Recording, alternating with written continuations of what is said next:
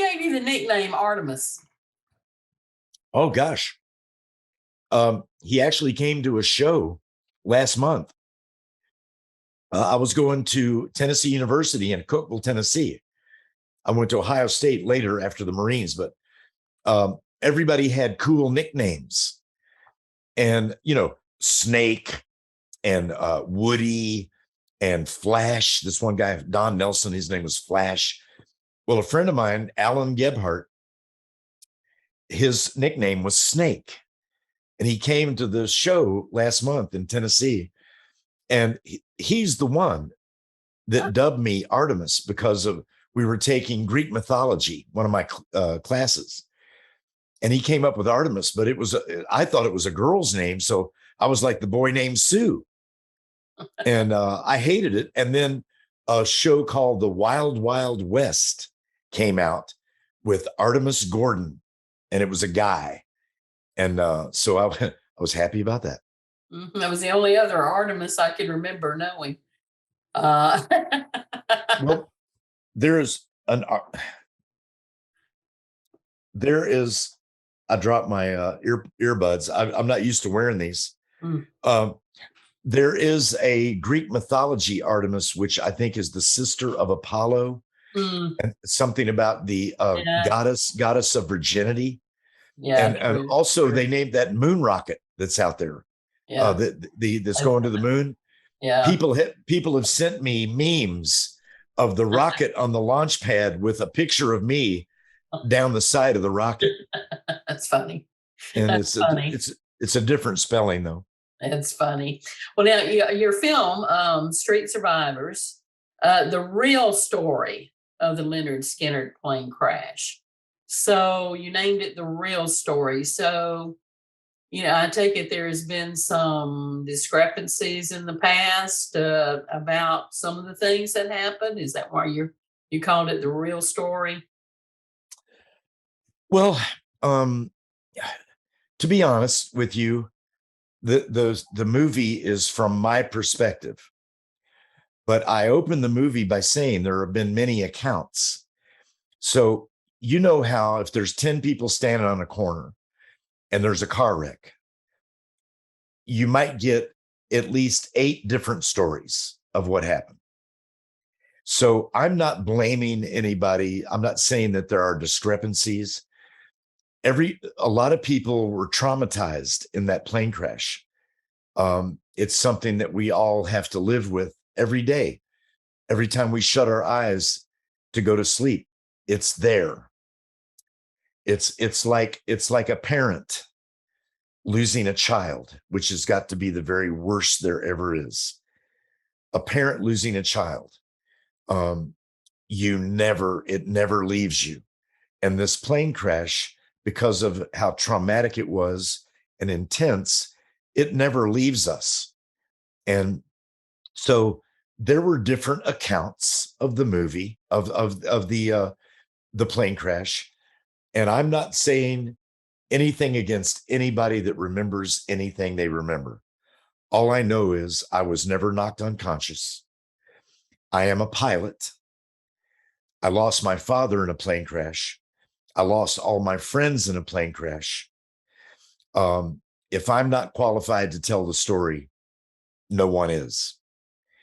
So I call it the real, it's actually called the true story of the Lynyrd Skynyrd plane crash.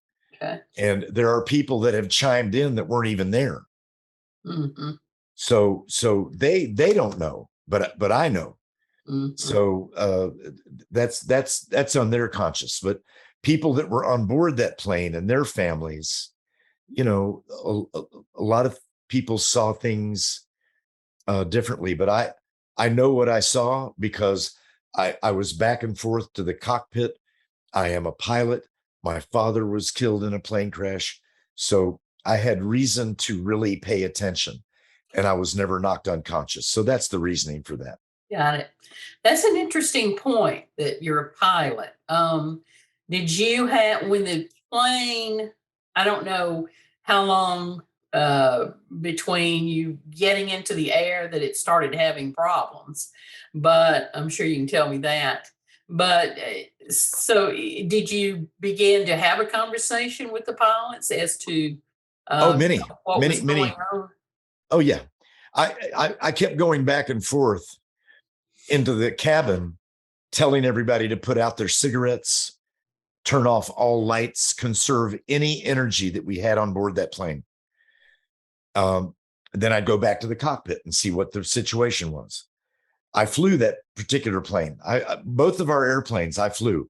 We had Jerry Lee Lewis's airplane and his pilot, Les Long. He had flown for Jerry Lee for 8 years. And the plane was a Rolls-Royce powered turboprop, which was fast. It was nimble. And then the plane we crashed was a Pratt and Whitney reciprocal with less power. It was kind of funky. It was red, white, and blue. They painted our name, Lynyrd Skynyrd, on a banner across the nose. So we just kind of took it. But the last thing that we said before the plane crash, when we were talking,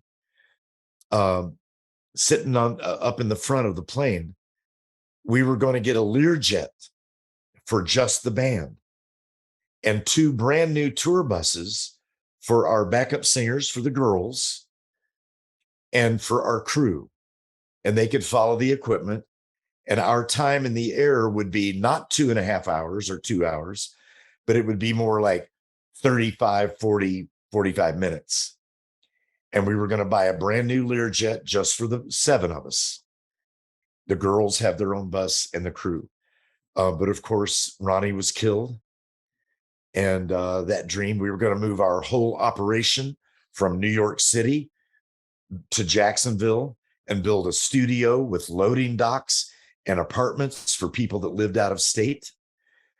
And because every time, Ronnie put it this way, every time we sent a check for $1 million to Peter Rudge up in New York City at Sir Production, believe me, he skimmed off a lot of money. Really? And Ronnie knew that Peter Rudge was a crook and that he was ripping us off. He knew it.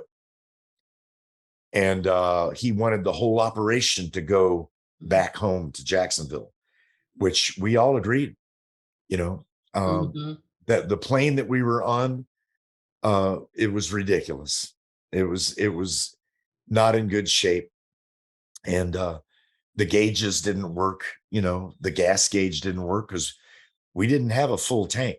We took on 400 gallons of fuel in Greenville, South Carolina. We fell 60 miles short of Baton Rouge, Louisiana. So we almost made it. And our glide ratio just didn't allow it. So that's why I wanted the movie to be done, to show the intensity of what the band and crew and our girls went through that day and that night.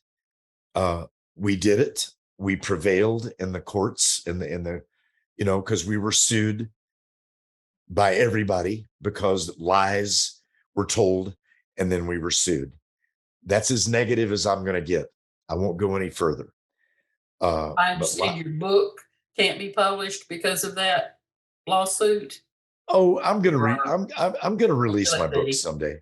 Okay. I just look at it this way. Okay. One big project at a time, and releasing a soundtrack, which my sons, my family, our band, friends in Nashville wrote this beautiful soundtrack for the movie. And the movie itself, to release a movie and a soundtrack in normal times is hard. But during pandemic, it's crazy. Yeah. We got passed over for a lot of things that I think the soundtrack and the movie, a movie about something that really happened in history. Sure. With this beautiful soundtrack, there's a slot there. We should have gotten at least a nomination for a Grammy. It didn't happen. You weren't allowed to use the music. That's what. Well, no soundtrack. We didn't use any Skynyrd music because there would have been additional lawsuits. Right. Now we used "Call Me the Breeze," and do you know why we could use "Call Me the Breeze," which Ronnie made famous? J.J. Cale wrote "Call Me the Breeze." So all we had to do was pay our licensing fee like any other normal band, Mhm. Any other normal movie, pay the licensing fee and use the music. But I knew if we would have used any Skynyrd in the movie, that there would have been more blood-sucking weasel attorneys crawling out of the woodwork. Mhm. So that being said, we wrote a beautiful, all original soundtrack, except for Breeze, which in the movie we used that as a live, the band live, the actors portraying us, Mhm. the young men and women portraying us. We used that as a live shot at a concert, and it worked out very well. And so that's why that was the soundtrack and the music we did for that, all original. Now we're doing an album dedicated to Ronnie Van Zant, his music, and his band, of which I am a member. And I'm very happy to be included. Yeah. And we're doing this new album, untitled, don't have a release date on it, but we have multiple iconic singers, male and female. And I'd like to be able to tell you all their names, but I'm not allowed to yet. I'm not being coy, but I can say that Sammy Hagar is singing Simple Man, and Cool. he does an incredible job. Ronnie Dunn from Brooks and Dunn sings Sweet Home Alabama, and his genuine Southern accent, because Ronnie had a Southern accent, but it was a Florida Southern accent, Mhm. not as it wasn't perceived as much as, but Ronnie sings it kind of Sweet Home Alabama. He's got that twang, and it's legitimate, and it Right. sounds really cool with that. Right. We've got 17 songs in the track in the can. We might record more and make a double album for Ronnie. It's all Lynyrd Skynyrd, classic Lynyrd Skynyrd. Sure. Um, and we have all of these incredible guests that are coming in, putting their hearts and souls into these roles, into these songs. And for the soundtrack, our band APB, we wrote a song called Street Survivor that I would put up against any Southern rock song ever written, including Sweet Home Alabama. It's strong. We all collaborated on it. And a couple of the guys in the band did all the heavy lifting, but we arranged it and wrote it and made it our own. I channeled John Bonham for my drum part. And I love playing it live. It is strong. It's bad to the bone. And our band, Scott Rains, Jerry Lida, Dave Fowler, who played with Dolly Parton, Brad Durden from a Southern rock band called Copperhead. We've been together for 12 years, and we are good. And we play this music better than anybody on the planet.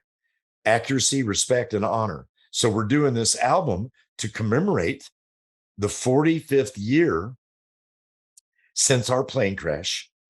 It's not a date that we celebrate, but we're celebrating the music by putting out this incredible album with iconic singers, and a few of which I mentioned. And when the big reveal comes and you get word of who's on it, just remember we had this conversation, and I'm giving you the wink, Melissa. I got it. We I giving you got the it. wink. I got it. Thanks, Artemis. You told me, getting back to the crash, you told me that you were never unconscious. Not Um, once. I can't even imagine what that was like for you. You think would you, think, oh, I wish I had been unconscious? Well, I can say this to that.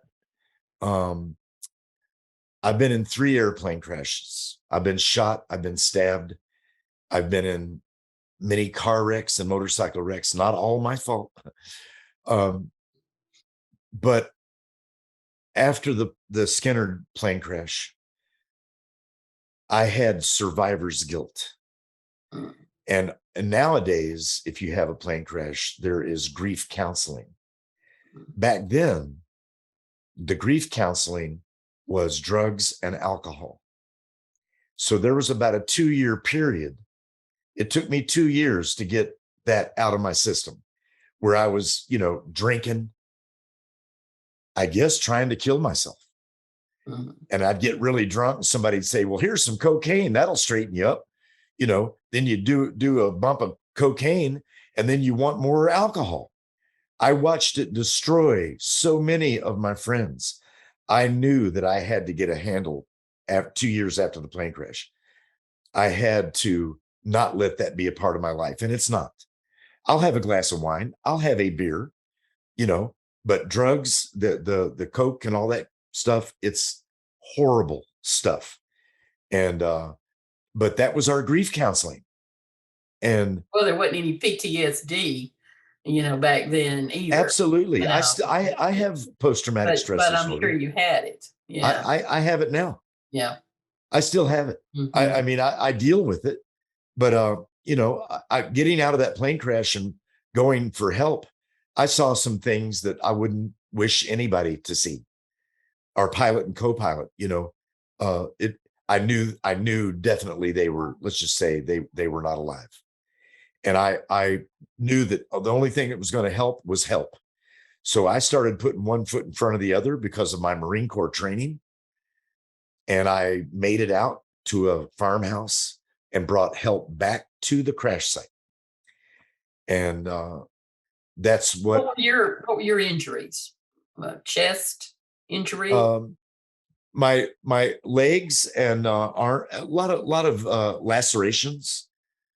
A lot of the lacerations I got were getting out of the wreckage, pushing through twisted metal to make a hole so I could help my friend get out.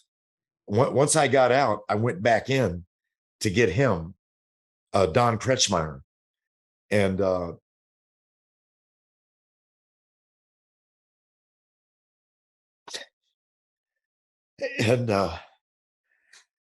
so that was a lot of the lacerations was from getting out. But in the impact itself, I tore all the cartilage in my chest.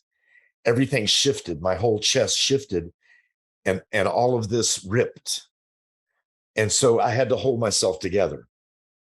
And it was painful. And I was, the lacerations, I was losing some blood, but I wasn't bleeding out or anything like that. But I knew that I thought I had internal injuries and I had to get to a farmhouse, bring help back before I died. That's what I thought. I didn't know that I was going to survive.